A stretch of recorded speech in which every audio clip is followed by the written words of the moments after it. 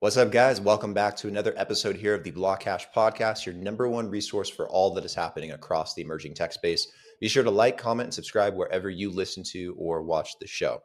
Today, I'm joined by another exciting guest, Scott Stuart, founder of Kava, a leading blockchain known for its speed and interoperability. We're going to talk about things such as Kava's ecosystem, what they're doing with AI and AI-powered tools.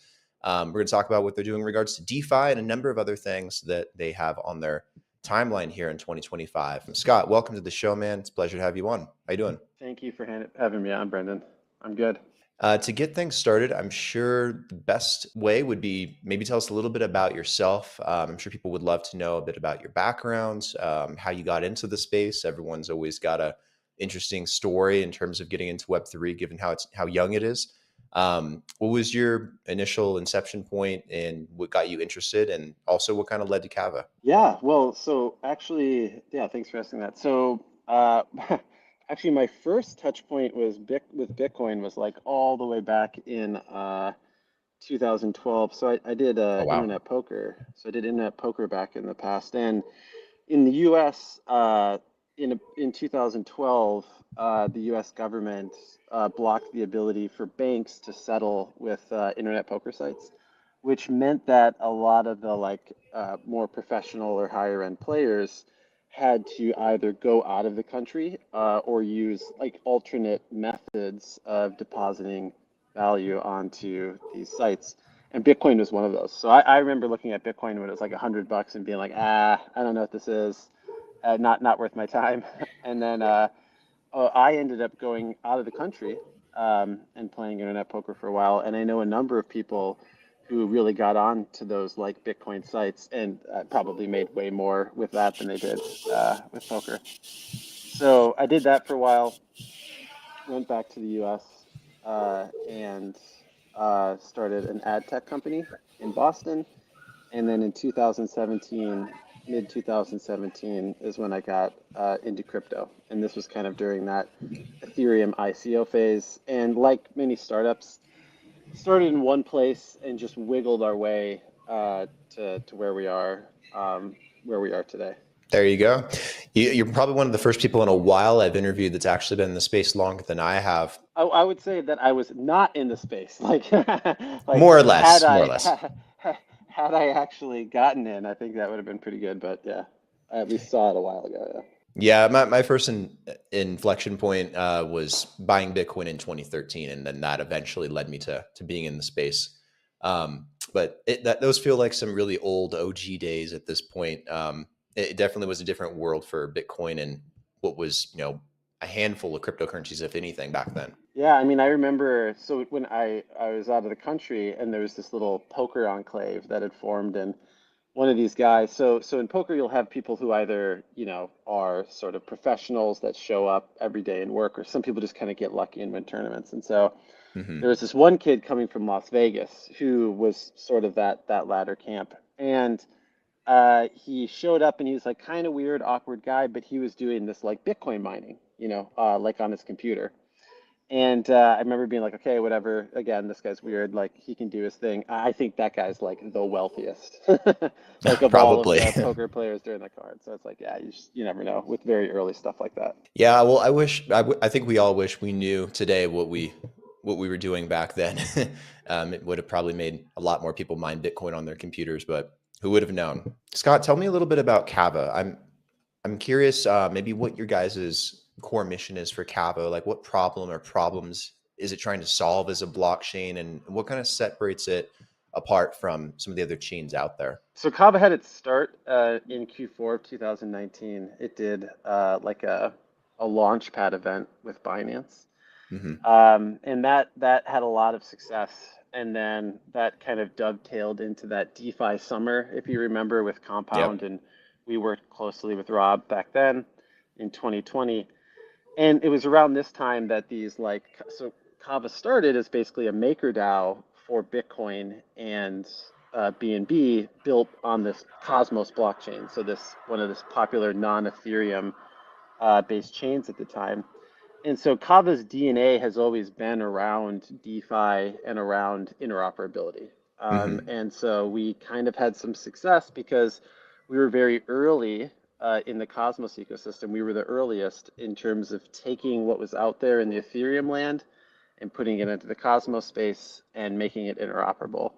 And that kind of also snowballed. We were able to win things like exclusive Tether uh, integration and partnership, where Kava is the de facto Tether supplier to the Cosmos. So if you ever see USDT on any Cosmos chain that's being minted on Kava and sent with IBC over there. Same with WBTC. So work with the WBTC folks to issue WBTC on Kava and spread that across the Cosmos. And so that worked very well in 20, 21, 22, 23, 24. But again, like every sort of technology set, an emerging technology set, you want to make sure that you're including the things that are high growth, or that the things that you think are going to be high growth. And so while Kava has a solid foothold in DeFi and certainly is one of the most, if not the most, used interoperable chains out there between the Cosmos and Ethereum, 2025 has a large focus with community grants around AI and decentralized AI, and that's kind of the main push. And we can talk Hmm. more about that too. Yeah, I'm sure some of that is also pretty attractive for developers that are, building on top of Kava, right? That interoperability, the speed, some of the things you take away from, what Cosmos was doing in their ecosystem really well. Are those some of the most attractive elements you'd say for a developer when they're looking to build an application or build some kind of use case? Yeah, well, I just think, like, honestly, in the DeFi space, right? Like, there was a lot that was going on in 2021, 22, 23. There's still interesting things, but that frontier of possibilities has been largely explored today. There are Hmm. other interesting RWA stuff that's coming out, and so that's definitely worth looking at. But in terms of diminishing returns, there's just that space has been well explored. People are going to keep doing it. That's not going to stop. I think what's appealing to people about AI and decentralized AI is just how new and how used AI technology tool sets are, and how they are just still rapidly evolving. It's not solved by any means in terms of what the future state looks like. And I think that's what has people really excited about the possibilities for AI generally, and then how you could actually do that in an open and decentralized way specifically. Okay, cool. And then are those some of the things that you're seeing being developed in Kava's ecosystem, like RWAs, DeFi? Do you see offshoots into things like NFTs or gaming, or what's kind of like the general gist of what's being developed thus far within Kava's ecosystem? Yeah, yeah. So Kava has an EVM on it, just like Binance Smart Chain. And Hmm. again, as I had mentioned, a lot of these layer ecosystems are converging on similar things, right? So yes, there are DEXs that trade spot, DEXs that trade perpetuals. You have NFTs as an outcrop of that, and you Hmm. also have meme coin platforms as an outcrop of that. Lending platforms, CDPs, RWA. There's some benefit that Kava has in that we have those native integrations with USDT and WBTC, and those are themselves integrated onto the largest exchanges like Binance, that allow users to be able to move funds easily on and off exchange using native assets, as opposed to, an Arbitrum or something where you're going to be using like a synthetic version of the asset.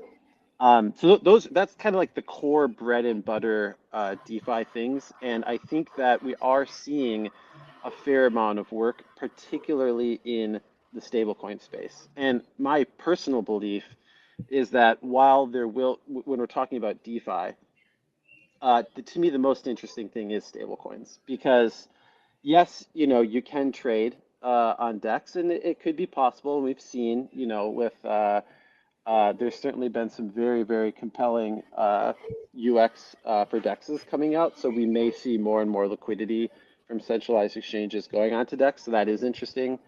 But when we think about, meme coins, lending platforms, whatever, those are all nice. But I think probably my guess is the biggest area for growth in the next 5 or 10 years is going to be in stable coins. And the very nice thing from a layer one's perspective is that every layer one competes for layer stablecoin transactions, whether it's Mhm. Tether or Circle, which is doing fantastic now with its public offering. I think it's valued at like almost 30 billion. Inherently, when they issue a USDT or USDC, they have to issue it on a blockchain, right? And Mhm. so in that way, you're there's an equal footing between Kava competing for USDT settlement and Ethereum or Tron competing for USDT settlement. And there's a network effect there. So to the extent that you are able to get more users and more assets deposited onto your chain and then used as a layer of settlement, I think that will continue to be a very big driver of demand in the future. And so my personal belief is that stablecoins, as they relate to DeFi, are very interesting and something that we want to see continue to increase. Yeah, I never would have imagined stablecoins being this popular and being this hot right now. From the Genius Act being passed here in the U.S., finalized pretty soon, to major banks like Bank of America wanting to create their own stablecoin in house or with outside partners. Like it's just kind of weird because all the attention has always been on Bitcoin and Ethereum and altcoins and what you can do in the space in terms of building out applications and smart contracts and that's still happening, but it's like this entire year and a half or so has been very heavily focused on stable coins and how you can integrate into different systems, how they can make things more streamlined and fluid, yield generation on stable coins, how they can be used in TradFi as well. A lot more TradFi, DeFi collaborations coming to light. It's a very interesting time because I never would have expected this direction to take place, at least this soon. Well, yeah, and I mean, I think as you mentioned, like who knew Bitcoin in 2012, right? But similarly, Yeah. like I remember in 2017, we worked very closely with the Tether folks for a while, and I remember in 2017 we were in like what was it, like Zug or something for one of these like ICO things, and the CEO of Tether at the time, like I remember like verbatim him basically saying like Tether is just a public utility, right? It's never going to make money. It's just a utility for the crypto industry. And this is back when Tether's, AUM is maybe 100 million, maybe 100 million with 0% rates, right? Hmm. And then you fast forward like what, like 7 short years later, they're over 100 billion in AUM with 5% rates, which is like now just a monster business. And again, hindsight, you're like, oh my God, I should have created, this thing. But then Tether had to go through that whole FUD cycle as well, right? I mean, people were hating on Tether as much as they were hating on Binance and Ripple. And now you see, all of those companies doing tremendously well. So that, I mean, that is kind of the fun thing about emerging markets, right? Is that's the fact that it's emerging market is you can't tell what exactly is going to win. Um, Yep. but also similarly, I think there's still that proposition today, and you can place that bet in a public market on the Circle stock, right? Like to me, there is a large difference between the offering that Tether has with USDT and their positioning and Circle in their positioning, right? I mean, Tether has explicitly positioned itself outside of the US. So they're saying we will do everything outside of the US and basically nothing directly inside the US. Whereas Circle's taken the opposite approach, right? While Hmm. Circle tries to get into non-US areas, it's basically, and you can look at their S1, it's basically their partnership and collaboration with Coinbase that has driven a bulk of the flows, and they do have to pay a large percentage of revenue to Coinbase to do that.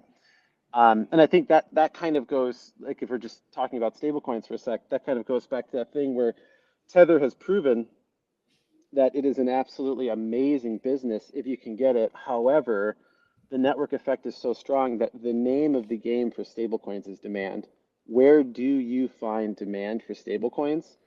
Tether is obviously the king of that. If you look at Circle, over like 50% of what they make has to go to their distribution partners. And when you look at a project like FDUSD, which is basically the thing that Binance uses to settle or tries to use to settle after BUSD was canned, they're paying upwards of 80% of those flows to of that revenue to Binance. So I think it's very, very difficult to find demand, and I think it remains to be seen what the demand for USDC will be.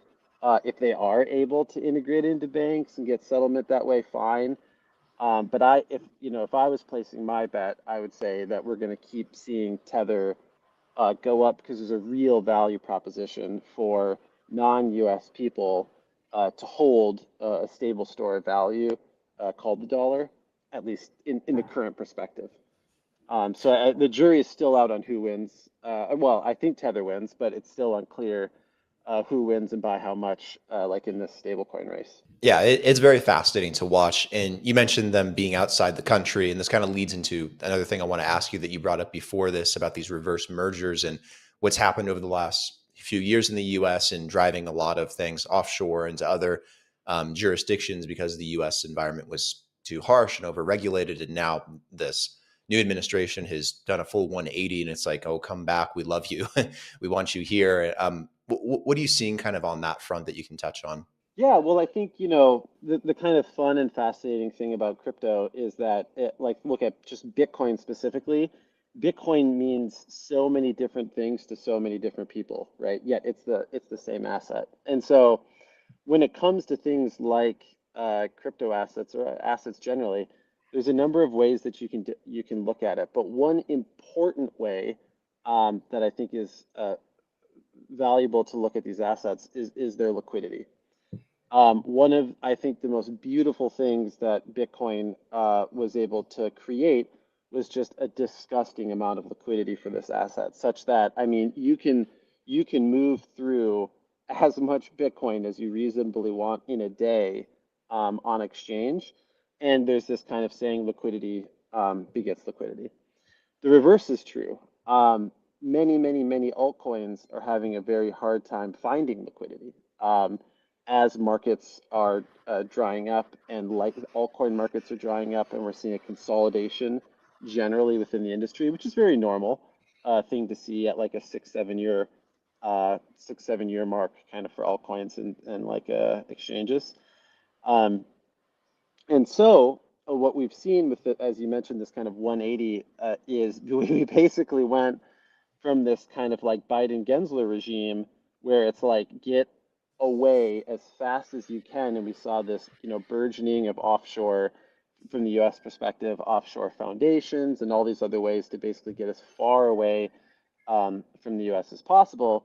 And now you kind of have this complete 180 where Trump's saying, AI and crypto are of national security, and you have an SEC that is making real rule sets out there for crypto to come in. The result of that is there are a number of projects who are seeing this and saying, well, okay, now this is an opportunity for liquidity, for attention, and for some value. And so we're seeing, starting as you would expect with Bitcoin and moving down the way to ETH, Solana, Avalanche, all the way down, a number of folks within these communities are doing these reverse mergers of NASDAQ companies. And I can walk through that briefly if you want me to, Yeah, like please, how that please do. works. Yeah, how that works. So the classic. So you look at Sailor. So Sailor and MicroStrategy is kind of this first thing. They did a great job of getting that out real early, and so that was the only way to bet on Bitcoin for a while. And then ETFs came along, and so you might say, okay, well, Sailor and the MicroStrategy thing is done because there's ETFs. What people are betting on with stuff like MicroStrategy is that this management company is able to maximize the amount of Bitcoin per share. And so these guys are going to, if I hold a stock, a share of MicroStrategy, well, the reason that I might do that instead of holding Bitcoin itself or an ETF of Bitcoin is because Sailor is going to accumulate more Bitcoin per share than if I held Bitcoin myself. And so it's kind of, so if you are already naturally long the asset, then Sailor comes along and it's kind of like you can flip a coin, heads you win, tails you break even type thing, right? And Hmm. so maybe that's true, or that remains to be seen. But that's effectively the value proposition. And now we're seeing a number of those coming out in different jurisdictions. So in uh, uh, Japan, in Brazil, there are some big fundraisers. 21 with SoftBank and Tether is a really big one that's coming out in the US. And then we're seeing it move down with Lubin doing stuff with ETH and Sol Strategies, Avalanche, and all the way down. And again, it remains to be seen how much liquidity and how much kind of premium comes out of this. But this is a new area, and it basically, I view it as a positive thing, right? Where it's this kind of cat and mouse thing with regulators before, but when you at least when you view it from the perspective of the rule set of the U.S., if the U.S. has a clear rule set on what they're looking for, then just like public companies, if a crypto company provides sufficient disclosures, they say, here's basically the way in which we operate, and they operate within that set of disclosures, you've kind of like torn the band-aid off and like gone towards the light. And typically speaking, not always, but typically speaking, historically, projects or companies that take active steps uh, do things in an appropriate way in a capital formation economy like the U.S. or like the Nasdaq, on average, typically do better than the ones that kind of stay lurking in the shadows. And so I would say all top 30 projects that are US based, many just top projects that are US or have US founders or have been US based at some time, are seriously taking a look at this as an opportunity to get more liquidity, to get more attention, to get more clarity, and use that as a way to sort of like win and get more capital and continue like promulgating their ecosystem. Yeah, it's a very interesting time, especially seeing a lot of these different partnerships and collaborations now coming together as, a lot of these companies try to come back to the US. I think it's at a very good and opportune time where we're seeing that shift in the regulation structure with, the government, the SEC, and, wanting to actually see this develop out in the US into different use cases. It's still baffling to me that a year and a half ago, it was completely the other way around. And it felt like everyone was running away and we were all like kind of panicking. Maybe, US dominance for capital in the space was going to fall apart. And then, it comes back immediately. So we're living in a very interesting and exciting, I think, point in time to see what kind of happens here. But as you kind of mentioned, you're seeing a lot of those stuff kind of play out already, and you're seeing these partnerships and different collaborations kind of come to light. Yeah, and I think it's opportunity. I mean, the reality, as you said, year and a half ago, is the two largest economies in the world, China and the US, had Hmm. either, explicitly or implicitly, attempted to ban this industry. And so the result is that all of the talent went to these jurisdictions like Dubai, Singapore, set up stuff in Cayman, right? And so it didn't stop it, but it definitely was not an accelerant. To the extent that the US actually opens up, I don't know what China's going to do, but to the extent that the US actually provides a rule set and allows, like in a sort of sane way, Hmm. retail to be able to have access, I think that, like I said, the projects that kind of get to the front of the line do a very good job of that and get out first are likely to have success with that. Yeah, I'm kind of in the camp that I think this is going to be a huge accelerant for the U.S. economy over the next couple of years, and I imagine, and China's already taking steps in doing this through certain proxies and through Hong Kong, where they can kind of like, pretend they're not capitalist or not communist a little bit and be a little bit more capitalist in terms of touching this stuff. I think that they're going to open up their economy to it a bit more, just so that they're in lockstep with the U.S.'s growth. Because I think there's going to be a number of different things like AI as well. They're going to allow for capital to expand in the U.S. With all the money that's coming in and all the innovation and interest, whether it's Web3 and crypto, whether it's AI or some of these other innovations. I'm pretty sure China will do the same thing at some point because they have a big economy too. Second biggest, if not, pretty much in lockstep with the US at this point. So it'll be very interesting to see what they do, because that's just throwing fuel on the fire at some point if they do. Another thing I want to ask is, I know Kava is doing a lot with AI. You guys have these AI powered tools as well. Some of them serving a purpose combined with DeFi can help with improving yield strategies and automation. I'm curious, maybe what you guys are doing in terms of the AI front when you combine that with Kava. Yeah, yeah. Maybe we can finish with this. I'll kind of go on that. But Sure. basically, yeah. I mean, at a high level, right? I mean, you have AI. It's not going anywhere, right? I mean, it's just been amazing in the last year and a half what we've seen. And then once you really get your hands dirty in it and you get into it, like it's just fascinating. It really Hmm. feels like crypto in 2017, Oh yeah. where you have massive, massive players, obviously like NVIDIA, OpenAI, etc. But still, the tooling, the way things are built out, the resource constraints, right? It has all of the ingredients for being like a very exciting and potentially highly profitable new industry for folks who wanna get in there and do it. And at a high level, right, the main thing that, you could call really open AI or decentralized AI is going for is saying this technology set is not going to go anywhere, but there are risks, right? If we see AI as basically, a new way for humans to be able to access information about the world, then it has all of the same problems that we had with social media and the Web 2 related stuff. It's who controls it and what are they trying to have you do?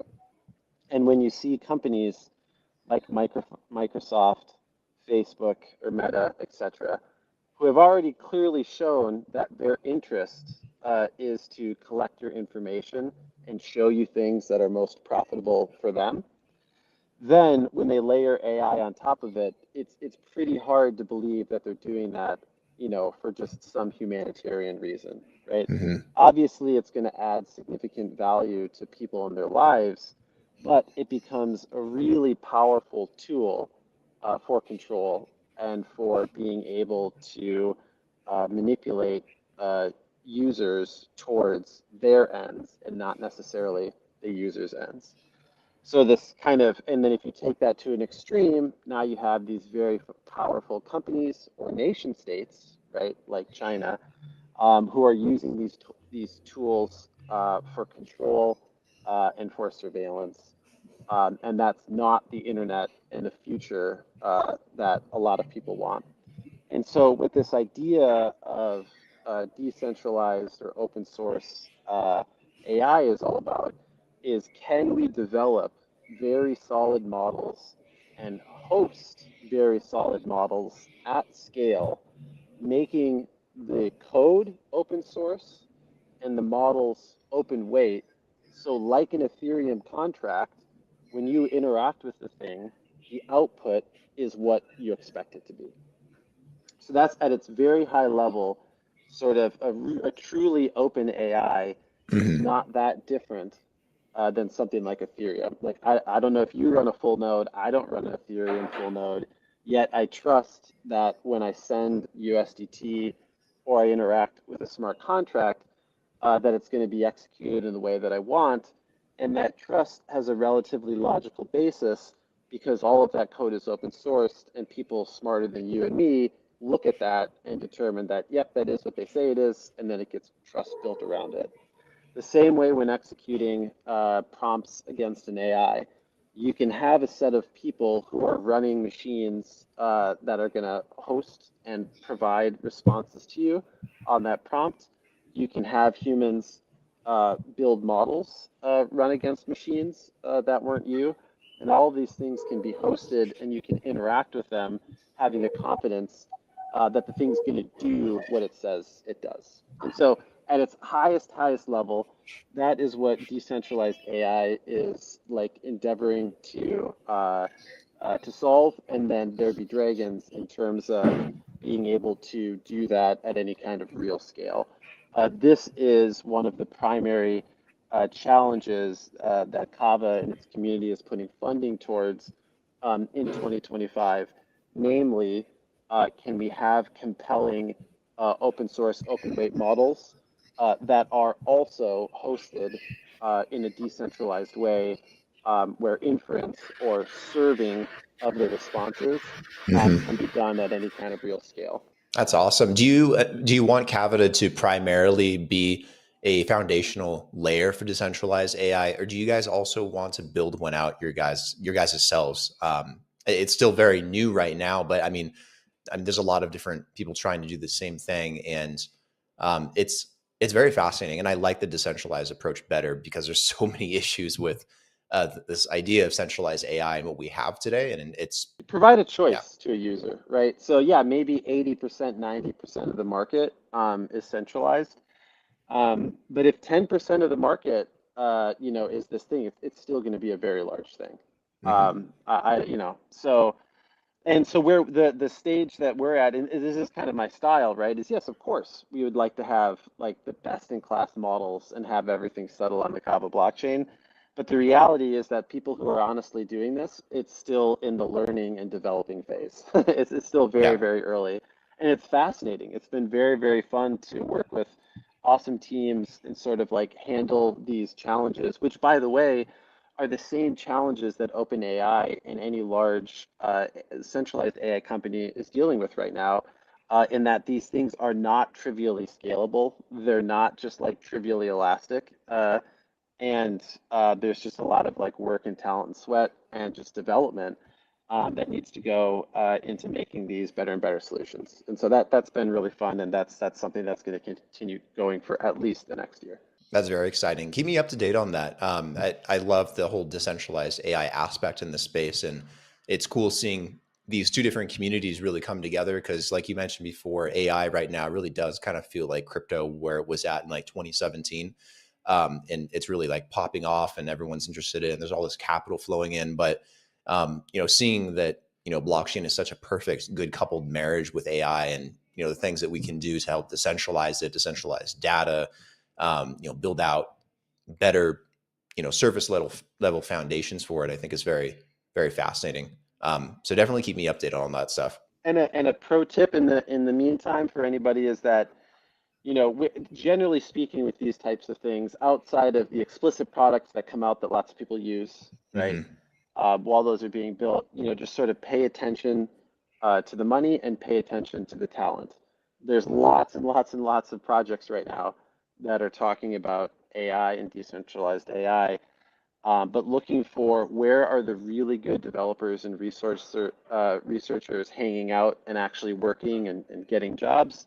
And then, so you basically collating talent and then collating real resources for those talent. Typically, the projects that are doing that on average tend to be the ones that outperform. Absolutely, that's a good tip. To wrap things up, what's on your guys' horizon for this year for Kava? Any important upcoming launches, announcements? Are you guys going to be at any events, conferences, engagements? What's kind of on the timeline?